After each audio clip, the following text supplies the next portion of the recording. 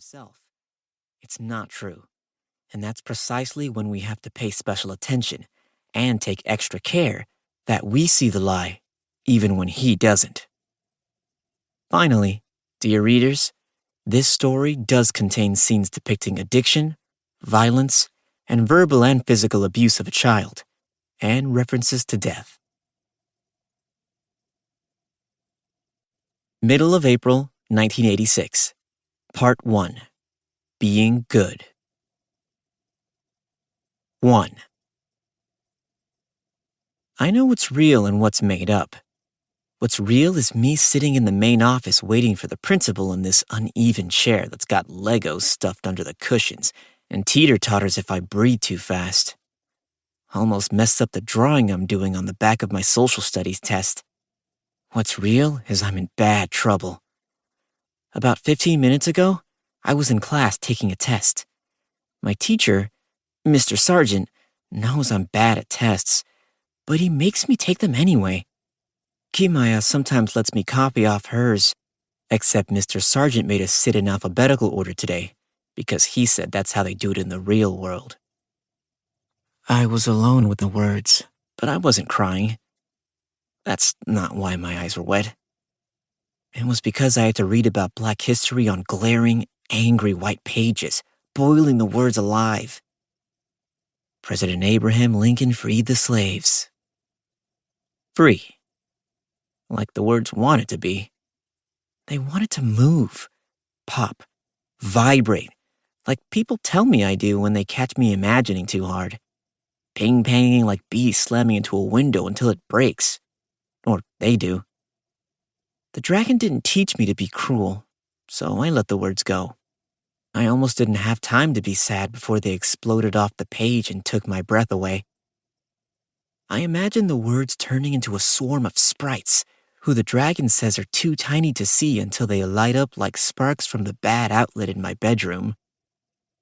The sprites made neon blue figure eights.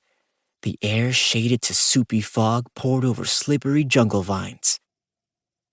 I made believe they'd been growing for 1,000 years. I couldn't see the classroom anymore. I could almost believe I was alone. No teacher, no students. Then, smooth and quiet as a Venus flytrap, a thirsty little monster's arm reached out from the vines. It closed its fists around a sprite and pulled it into the trees. The sprite squealed, then was gone. That was an abattoir snapping up its lunch. They have bent needles for teeth and one red eye that flashes like a smoke detector in the dark. They infest you by sticking their heads under your skin to eat you alive from the inside out. I wasn't expecting that. And I wasn't expecting Princess Ruby to come flying out of nowhere, landing in front of me with a great big splash. Bare feet covered in mud, red dress all tattered at the edges, red barrettes and blackbird feathers stuck up in her hair that's wild as she is. She grabbed me by the cheeks with her dirty hands and shouted in my face. Or maybe she was speaking in her normal voice, but her question was so terrible and big, it became the loudest thing I'd ever heard. The A-train running through my head, banging my bones together. Charles, what happens when dragons die? I jumped to my feet. Quit it, Ruby. You play too much. But Ruby wasn't there anymore. I wasn't in a jungle. I was standing in my classroom, and my desk was flipped over, and my social studies test was covered in messy drawings. Everybody was looking at me and going, "Ooh." Mr. Sargent stomped over, shouted in my face, and sent me to the office. To this chair.